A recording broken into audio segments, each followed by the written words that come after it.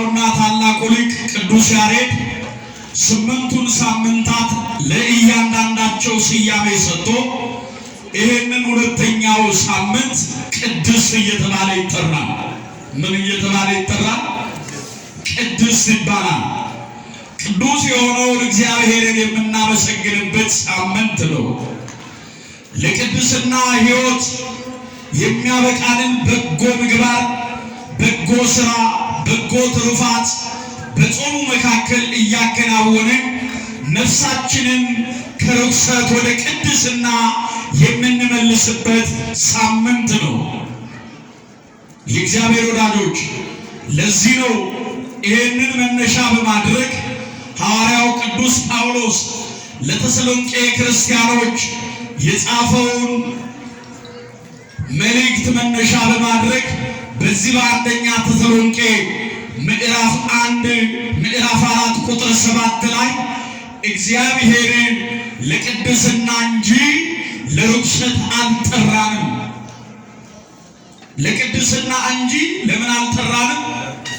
በዚህ መልእክት ውስጥ የምናየው ቅዱስ ጳውሎስ የተሰሎንቄ ክርስቲያኖችን ሲያስተምር ከዝሙት፣ ከርኩሰት፣ ጣዖት ከማምለክ እግዚአብሔርን ከሚያሳዝንና ነፍሳቸውን ከሚያሳድፍ ክፉ ሥራ ተለይተው ከወንድሞቻቸው ከባልንጀሮቻቸው ጋር ተለይተው በፍቅርና በአንድነት እንዲኖሩ በመከረበት የመጽሐፍ ቅዱስ ክፍል ሐሳብ ላይ እግዚአብሔር ለቅድስና እንጂ ለርኩሰት አልጠራንም አለ። የተወደዳችሁ የእግዚአብሔር ወዳጆች፣ እግዚአብሔር ያገለግሉት ዘንድ ያከብሩት ዘንድ ስም አጠራሩን ከፍ ከፍ ያደርጉ ዘንድ በየዘመናቱ የእግዚአብሔርን ድምፅ የሰሙ እግዚአብሔር የጠራቸው እግዚአብሔር ያከበራቸው ብዙ ቅዱሳን አሉ። በቅድስና ሕይወት ላይ በቅድስናው መንገድ ላይ እንዲጓዙ ከሄዱበት ከሞት መንገድ እንዲመለሱ ስለ ኃጢአት ሞተው ስለ ጽድቅ እንዲኖሩ ቅድስናን ገንዘብ አድርገው እንዲጓዙ ቅዱስ የሆነውን አምላካቸውን በሕይወታቸው እንዲያከብሩ እንዲያስከብሩ የጠራቸው የመረጣቸው ያከበራቸው ብዙ ቅዱሳን አሉ። እግዚአብሔር ይጣራል፣ እግዚአብሔር ይመርጣል፣ እግዚአብሔር ያከብራል። ቅዱስ ጳውሎስ ለዚህ ነው በዚህ በአንደኛ ቆሮንቶስ ምዕራፍ 1 ቁጥር 26 ላይ አዎ መጠራታችሁን ተመልከቱ ይለናል። ምናችሁን ተመልከቱ? መጠራታችሁን ተመልከቱ፣ ከፊት ይልቅ አሁን ትጉ ይለናል። ስንጠራ እንድንተጋ፣ ለጸሎት እንድንተጋ፣ ለጾም እንድንተጋ፣ ለምግባረ ሰናይ እንድንተጋ እግዚአብሔር ይጠራናል። በመጽሐፍ ቅዱስ ክፍል ላይ እግዚአብሔር ከጠራቸው ደጋግ ሰዎች መካከል የመጀመሪያው ምሳሌ የምናደርገው የብዙዎች አባት ተብሎ የሚጠራው አብርሃምን ነው። አብርሃምን እግዚአብሔር ሲጠራው ከጣዖት መንደር እግዚአብሔር ጠራው። የእግዚአብሔር ስም ከማይጠራበት ስም አጠራሩ ከማይከብርበት መንደር እግዚአብሔር አብርሃምን ጠራው። በየትኛውም አቅጣጫ ላይ የእግዚአብሔር እይታ እንደ ሰው አይደለም። ምናልባት እኛ ሰዎችን ስናይ፣ እኛ ሰዎችን ስንለካ፣ ሰዎችን ስንመዝን አለባበስ፣ አነጋገር፣ ቁመናንና መልክን ወይንም አቅምንና ገንዘብን ዕውቀትን ምክንያት በማድረግ ሊሆን ይችላል። እግዚአብሔር ግን ከዚህ ሁሉ የተለየ ነው። የእግዚአብሔር ወዳጆች፣ በትቢያ ላይ ያለውን የመረጠ የራቀውን የሚያቀርብ ሰዎች የተለዩትን የሚወድ የሚያከብር እርሱ ነው። ስለዚህ አብርሃምን እግዚአብሔር ሲጠራው ከጣዖት ከሚመለክበት የእግዚአብሔር ስም አጠራሩ ከጠፋበት መንደር ከእናቱ ከአባቱ ከዘመዶቹ ተለይቶ አብርሃም እግዚአብሔርን ፍለጋ እንዲወጣ እግዚአብሔር አብርሃም ሆይ ብሎ ጠርቶታል። እግዚአብሔር ለዚህ ጠራ። የተወደዳቸው እግዚአብሔር ወዳጆች፣ ለዚህ ነው ቅዱስ ጳውሎስ እግዚአብሔር የጠራን ለቅድስና ነው አለ። ለምንድን ነው አለ? ለቅድስና። በመሰረቱ ሰው ቅድስናን የሚያገኘው ቅዱስ የሆነውን እግዚአብሔርን ማገልገል ሲችል ነው። በቤተ ክርስቲያን ቅዱሳን ተብለው የሚጠሩት በዘመናቸው የቅድስና ሕይወት ስለተገኘባቸው ነው። እግዚአብሔርን ስላከበሩት እግዚአብሔር ያከብራቸዋል። እግዚአብሔርን ስለወደዱት እግዚአብሔር ይወዳቸዋል። እግዚአብሔር ያፈቅሮሙ ለጻድቃን ወያዕቅቦሙ ለፈላስያን። እግዚአብሔር ጻድቃንን ይወዳቸዋል አለ። ቅዱሳኑንም እንዲሁ ከስደታቸው ከተሰደዱበት ዓለም ይቀበላቸዋል አለ። ስለሱ የሚሰደዱ ስለሱ መከራ የሚቀበሉ በየፍርኩታው በየገደሉ የሚሰደዱ ስም አጠራሩን የሚያከብሩ በአሕዛብ በነገሥታት በአላውያን ነገሥታት ፊት ቆመው መከራ የሚቀበሉ ሁሉ እነዚህ ቅዱሳን ተብለው ይጠራሉ። እነሱ ቅዱሳን ተብለው እንዲጠሩ ቅዱስ የሆነውን እግዚአብሔርን ስላገለገሉ ነው። እግዚአብሔር በባህሪው ቅዱስ ነው። ቅዱሳን ደግሞ በጸጋ ቅዱሳን ናቸው። የቅዱሳን ጸጋ የቅዱሳን ቅድስና የጸጋ ነው። የእግዚአብሔር ቅድስና የባህሪው ነው። የተወደዳቸው የእግዚአብሔር ወዳጆች፣ ከሰው ያልተቀበለው ነው። የባህሪ ገንዘቡ ነው። እሱን ስናገለግል ከባህሪው እንሳተፋለን። የጸጋ ቅድስና ይሰጠናል። ምክንያቱም ቅዱስ የሆነ እግዚአብሔር ብቻ ነው። በመጽሐፍ እንዲህ ተብሎ ስለተጻፈ በዮሐንስ ራእይ ምዕራፍ 15 ቁጥር 4 ላይ አንተን የማይፈራ አለ። ከቃሉ ጋር ናችሁ? አንተን የማይፈራ ስምህን የማያከብር ማን ነው አለ። እግዚአብሔርን የማይፈራ ስሙን የማያከብር ማን ነው? ምክንያቱም አንተ ብቻ ቅዱስ ነህና ይላል። አንተ ብቻ ቅዱስ ነህና። በአንድነት በሶስትነት የሚመለክ በአንድነት በሶስትነት ዓለምን ሁሉ የፈጠረ የሚገዛ የሚመግብ የባህሪው ቅድስና የባህሪው የሆነ እግዚአብሔር ብቻ ነው። ነቢዩ ኢሳይያስ በትንቢተ ኢሳይያስ ምዕራፍ 40 ቁጥር 25 ላይ በክብሩ ብዛት በችሎታውን ብርታት አንድስ እንኳን አይጠፋውም ይላል። በክብሩ ብዛት በችሎታውን ብዛት አንድስ እንኳን አይጠፋም ማለት። ምድር ሁሉ በእግዚአብሔር ክብር ተሞልታለች። ምድር ሁሉ በእግዚአብሔር ክብር ተዋጅታለች። ቅዱስ የሆነው እግዚአብሔር ይባርካታል፣ ይቀድሳታል። ነቢዩ ኢሳይያስ ትንቢተ ኢሳይያስ ምዕራፍ 6 ላይ ቅዱስ ቅዱስ ቅዱስ የሰራዊት ጌታ እግዚአብሔር ምድር ሁሉ በክብር ብዛት ተሞልታለች ነው የሚለው። ምድር ሁሉ በክብር ብዛት ተሞልታለች። ስለዚህ እግዚአብሔርን ቅዱስ ብለን ስንጠራው ቅዱስ እግዚአብሔር ብለን ስንጠራ ቅድስናው የባህሪው ነው። እሱን የሚያገለግሉ ቅዱሳን ደግሞ ቅድስናቸው የጸጋ ነው። የጠራቸው ያከበራቸው ስም አጠራሩን ያከበሩ፣ አዎ ሀገር ለሀገር ዞረው አልጫውን ዓለም በቃለ እግዚአብሔር ጨውነት ያጣፈጡ መከራ መስቀሉን የተሳተፉ እነዚህ ቅዱሳን ተብለው ይጠራሉ። የተወደዳቸው የእግዚአብሔር ወዳጆች፣ ስለዚህ ቅዱስ ጳውሎስ የጠራን ለቅድስና እንጂ ለርኩሰት አይደለም ማለት። ዛሬ እግዚአብሔር ይጠራናል። ለምን ይጠራናል? ንገሩኝ እስቲ። ለምን ይጠራናል?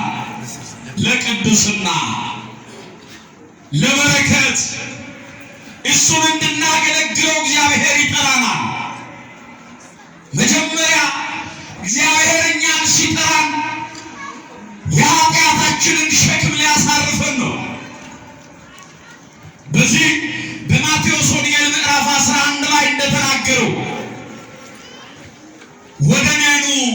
ይለናል። ወደ እኔ ምን በሉ እናንተ ሸክማችሁ የከበደ ሁሉ ወደ እኔ ኑ፣ እኔ ምን እላችኋለሁ አሳርፋችኋለሁ ይለናል እግዚአብሔር። ሊያሳርፈን እግዚአብሔር ይጠራናል። የማርቆስ ወንጌል ምዕራፍ 6 ቁጥር 36 ላይ ኑና ጥቂት እረፉ ይለናል እግዚአብሔር። ዛሬ ብዙዎቻችን ባዝነናል። ውጤታችን እንደ ልፋታችን አይደለም። መቅደማችን እንደ ሩጫችን አይደለም። እንደ ጸሎታችን እንደ ልመናችን እያገኘን አይደለም። ምክንያቱም ቢሆን ይሆናል ካልሆነ ይቀራል ብለን ነው በእግዚአብሔር ፊት የምንቆመው። ከነ ሸክማችን ነው በእግዚአብሔር ፊት የምንቆመው። ከነ ኃጢአታችን ነው በእግዚአብሔር ፊት የምንቆመው። እርግጥ እግዚአብሔር መሐሪ ነው። እግዚአብሔር ምንድን ነው? ንገሩኝ እስቲ። አዎ ወደ ተራራው ስንወጣ ይቅር ሊለን እግዚአብሔር ይጠራናል። እናንተ ሸክማችሁ የከበደ ሁሉ ወደ እኔ ኑ፣ እኔ አሳርፋችኋለሁ አለ ነቢየ እግዚአብሔር እኮ ቅዱስ ዳዊት በመዝሙር 14 እና መዝሙር 23 ላይ ተመሳሳይ ነገሮችን ጽፏል። ምንድን ነው ያለው? ወደ እግዚአብሔር ተራራ ማን ይወጣል? በቅድስናው ስፍራ ማን ይቆማል? እጆቹ የነጹ ለባልንጀራው በሽንገላ ያልማለ ያልተደለለ እርሱ ከእግዚአብሔር ዘንድ ምሕረትን ከአምላኩ ዘንድ በረከትን ያገኛል ይላል። ወደ እግዚአብሔር ተራራ ስንወጣ እግዚአብሔር ካልፈቀደ ይሆናል ወይ? ስለዚህ እግዚአብሔር ፈቀደልን። ሸክማችንን ሊያሳርፈን እግዚአብሔር ጠራን። ከዚህ ውጪ እግዚአብሔር ለምን ይጠራናል ብለን ካልን እንድናገለግለው ይጠራናል። ምን እንድንለው? አዎ አገልግሎት ሲባል አውደ ምሕረቱ ላይ ቆመን መስበክ ብቻ አይደለም። በመቅደሱ መቀደስ ብቻ አይደለም። በማህሌቱ መሳተፍ ብቻ አይደለም። በልዩ ልዩ መልኩ እግዚአብሔርን ማገልገል ይቻላል። እንደተሰጠን መጠን ልንተጋ ይገባል። በተሰጠን መጠን እንድንተጋ፣ በተሰጠን መክሊት እንድናተርፍ የሚያስተምር በማስተማሩ፣ የሚመክርን በመምከሩ፣ የሚዘምርን በመዘመሩ፣ የሚያሳርቅን በማስታረቁ ይትጋ ይልና የሚሰጥን በልግስና ይሳለን። ይሄ ሁሉ ስጦታ ስለሆነ ከተቀበልነው ከእግዚአብሔር መልሰን ለምንሰጠው ለእግዚአብሔር ስለሆነ መምከርም አገልግሎት ነው። መመከርም አገልግሎት ነው። መዘመርም አገልግሎት ነው። በተሰጠን ነገር እንድናገለግለው እግዚአብሔር ይጠራናል። ምን እንድንለው ንገሩኛ? እንድናገለግለው። የእግዚአብሔር ወዳጆች ሐዋርያው ቅዱስ ጳውሎስ ለዚህ ነው ሮሜ ምዕራፍ 12 ቁጥር 1 ላይ እንዲህ ይላል፣ ሰውነታችሁን ለእግዚአብሔር ሕያው ቅዱስ መሥዋዕት አድርጋችሁ ታቀርቡ ዘንድ በእግዚአብሔር ርኅራኄ እለምናችኋለሁ ይለናል። ሰውነታችሁን ለእግዚአብሔር ሕያው ቅዱስ መሥዋዕት አድርጋችሁ ታቀርቡ ዘንድ በእግዚአብሔር ርኅራኄ እለምናችኋለሁ። እርሱም ይለናል ለአእምሮ የሚመቸው መንፈሳዊ አገልግሎታችሁ ነው ይለናል። ይሄንን ዓለም አትምሰሉ በማለት ቅዱስ ጳውሎስ ሮሜ ምዕራፍ 12 ቁጥር 6 ላይ ይነግረናል። የተወደዳቸው የእግዚአብሔር ወዳጆች ራሳችንን ለእግዚአብሔር አሳልፈን እንድንሰጥ፣ በቅድስናው መንገድ እንድንሄድ፣ እንድናገለግለው እግዚአብሔር ይጠራናል። ምን እንድንለው እግዚአብሔር ይጠራናል? ምን እንድንለው እግዚአብሔር ለዚህ ይጠራናል። አያችሁ፣ የጠራን ለቅድስና እንጂ ለርኩሰት አይደለም ይለናል። በዚህ ተጠርተው አምላካቸው እግዚአብሔርን በዘመናቸው ያከበሩ፣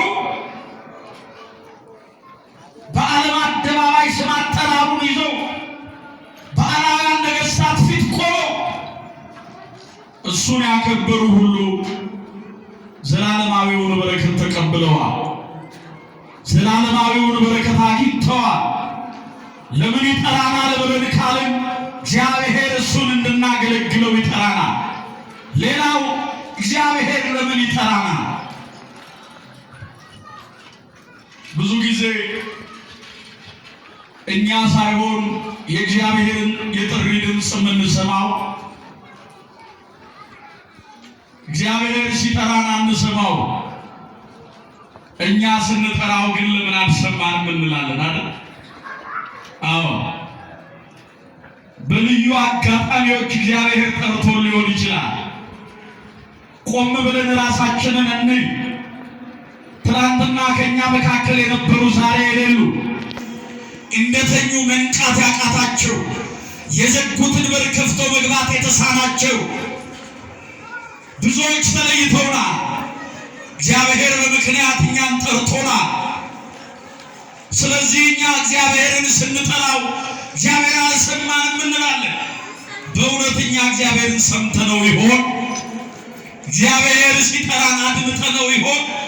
እግዚአብሔር ለምን ይጠራናል ካልን ለንስሐ ይጠራናል። ለምን ይጠራናል? ንስሐ ምን ማለት ነው?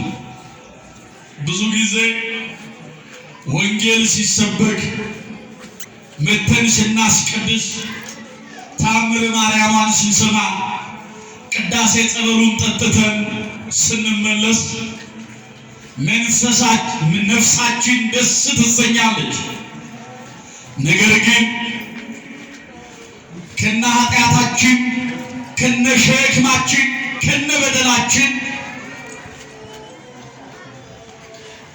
እንዳናልፍ፣ ይህንን ዓለም ትተን እንዳንሻገር መርዝ የተባለውን ኃጢአት የምናስወግድበት፣ በእግዚአብሔር በአምላካችን ፊት የምንቀርብበት፣ ራሳችንን የምናዋርድበት፣ ከኃይለኛው ከእግዚአብሔር ክንድ በታች ራሳችንን ዝቅ የምናደርግበት መንፈሳዊ ሕይወት ንስሐ ይባላል።